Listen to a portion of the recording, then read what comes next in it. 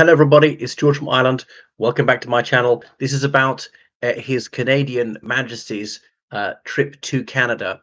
I know with Australia in the old days, like in the 70s or 80s, they tried to avoid the word visit, suggest that he doesn't really belong to the country, and call it a tour. But as King Charles is only going for 2 days to what was formerly known as British North America, one can scarcely say it's a tour. Wow, why now? Really, it's to signify that Canada is not the United States.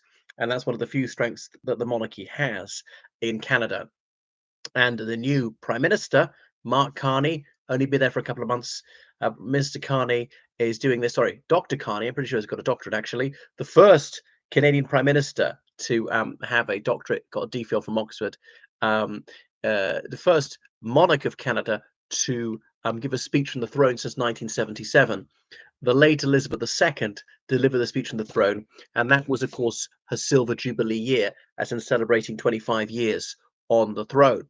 So Charles, of that name the third, is King of the Solomon Islands, New Zealand, Australia, Jamaica, the Bahamas, Antigua and Barbuda, Canada, the United Kingdom, in case you didn't know, and a few others. I think it's up to 15 these days, including the UK, because Barbados, they abolished the monarchy several years ago. And Charles, who was then Prince of Wales, went along to say, "We accept this as good grace. It shall not impair your relations with the United Kingdom or any other Commonwealth realm." So it's something that the House of Windsor has grown accustomed to doing because is it 54 members of the Commonwealth? All but is it three of them former British colonies, Mozambique, Rwanda, and I think is it Gabon is now a member of it? Well, not British colonies, all the others are. And of the remaining 50 odd, um, all but 15, well, all but 14 have dropped the monarchy. The UK wasn't a colony of the UK. And so it goes on. And having ditched the monarchy, none of them have subsequently restored it. Um, so it just proves that Canada is not part of the United States. So tomorrow, 27th of May, he will do that. He's going to open the 45th session of the Canadian Parliament in Ottawa.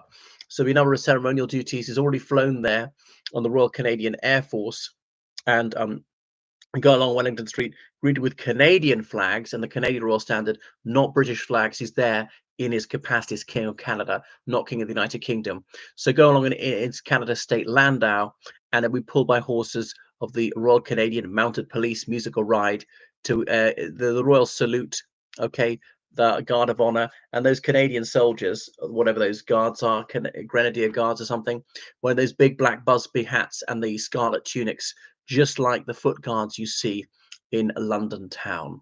So they were there meeting members of the public, mingling, going to Lansdowne Park and so forth. So uh, now the monarchy is not popular in Canada. I think it's not detested.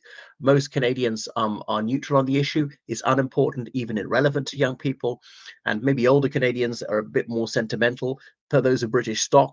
But obviously, an awful lot of Canadians are not of British descent. They could be French or Indian or Jamaican or Haitian or Chinese and Korean and so forth. They could be First Nations people say this is not our heritage. Well, in a sense, it is because since Canada accomplished quiddity, it's had that British monarchy. Okay, since the British conquest of what was Quebec, and when was it? 1762 or something, and eventually so uniting that with those British colonies, that's what bound them together. And people also object to it on egalitarian grounds, saying that structured inequality is something which needs to be abolished and not celebrated. The other thing is they say, well, he's just foreign because he only comes to Canada once every few years. He spends almost minimal time here. Should we have a Canadian head of state? Yes, we've got a governor general, but he or she's only acting head of state, filling in the sort of the understudy for the monarch. And we want a Canadian state who's here full time, an opportunity to elect our own head of state. But so the Charles is not unpopular at the moment. And yes, one of the things that differentiates them from the United States, but there's not a huge scale as well of support for getting rid of it. Of course, the Quebec separatists, some of them don't want it because one of the things that glues Canada together, links them to the United Kingdom, maybe a reminder of France's defeat by the UK in the 18th century. So, but he's been warmly received, I shan't say rapturously, and that's it. I remember when who was it? Stephen Harper about 11 years ago, put up a portrait of Elizabeth II, Queen of Canada, in some public office. Some people objected, especially as he had taken down some Quebecois paintings in lieu of that. That was quickly reversed by his successor, Justin Trudeau. So the monarchy seems fairly secure for the next few years.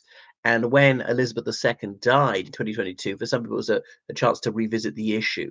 Well, there was a bit of a wave of sentimentality for the monarchy, but after a decent period when that had subsided, say, do we really need to have this? Does this represent 21st century Canada? Does it have any place in our modern society? Now, I'm a very, very sentimental royalist, but I'm just telling you how it is, as I perceive it.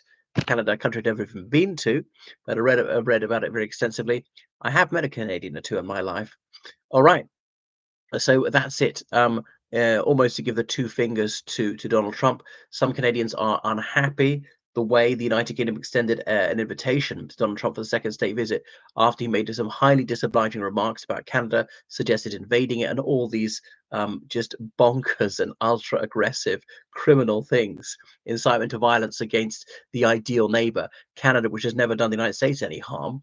They could have a largely demilitarized borders, hosted US military bases and all the rest of it. They're NATO ally. Wow, could be a lot worse. Um, Goodness, and as the US is not going to respect other countries' independence, national borders, all the rest of international law, why should anyone respect that of the United States? Right. So I trust that you'll go well for His Gracious Majesty, and indeed the Queen Camilla is there.